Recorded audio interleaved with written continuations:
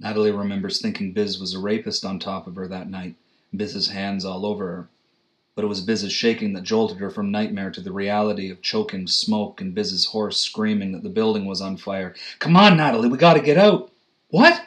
Fire! The building's on fire!" Natalie could smell the smoke then, acrid and thick like vomit on the hot sidewalk, making the dark room darker. Kitty Vitty's heavy fog makes Natalie recall that night when her Toronto tenement building burned. The pea soup is so thick she can't see out the gut to the sea.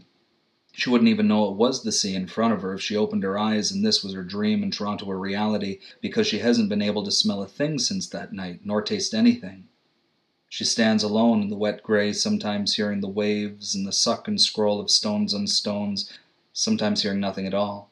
Sometimes hearing Biz's voice and feeling the fire hot in her belly heat through the floor ants crisping on campfire rocks, crawling toward the door to the hall, her hand gripping Biz's ankle.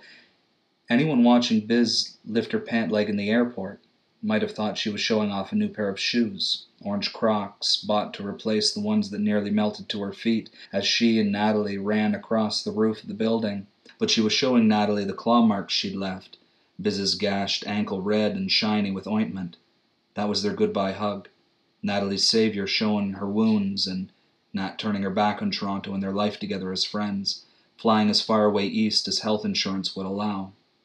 It's been a beautiful St. John's summer, but now it is Newfoundland November, rain or fog every day, so that often Natalie doesn't even feel like leaving the apartment on Merry Meeting that she shares with Jerry, an English lit student from the university, and Lisetta, a 19-year-old girl from the Bonavista who wants to make a career out of waitressing.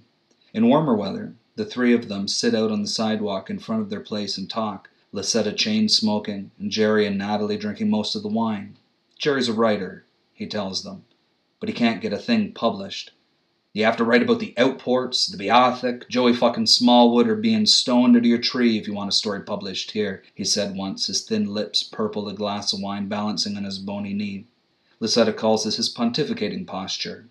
"Local readers want their heroes high and their priests dirty. I got stories about cocksucking priests and people fucking in George Street alleys. I got 'em jumping off the TD building and splattering all over tourists on Water Street. That's funny shit. But can I get anything in print?" "No," Lisetta says. "But you also don't send any stuff anywhere else but here." "That's because I know what the outcome will be. My point is I'm not the only one with this problem." "Oh?" "All the greats suffer. You know who else couldn't get anything in print because he was too brilliant for his own time?" "James Joyce?" "Yes." "Maybe you need more sex," Natalie had piped in. "In the stories?"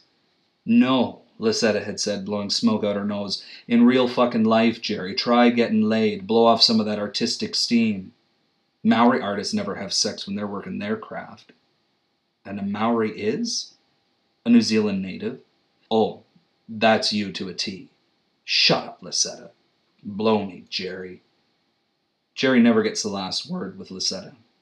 To hear them go at it, you'd think they hate each other, but Natalie knows Jerry has waited up till 5 in the morning to make sure Lisetta gets home safe from downtown, and Natalie saw Lisetta hand scrub a shirt that Jerry puked all over the night the three of them went dancing. Jerry's even let Natalie read one of his stories, but when she asked him if the bit about the dog and the cinder block was true, he snorted, took the story back, and hasn't let her seen one since. When the weather's turned, Natalie started walking to the university with Jerry and spending most of her days surfing the web on the library's wireless, using Lisetta's laptop when she was at work or at home sleeping. Natalie often Googled the photography school in Toronto that she dropped out of after the fire. She'd photographed fire obsessively when she was there.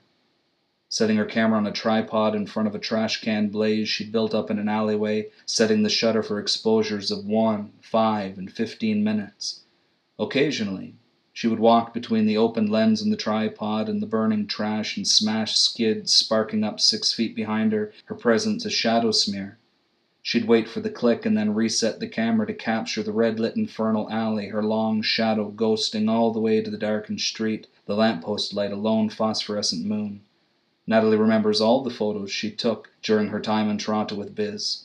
All her friends at the school were into portraits or washed-out cityscapes. There was a lot of talk of irony, peeling away facades, deconstructing the flashy visual utopias of downtown advertising.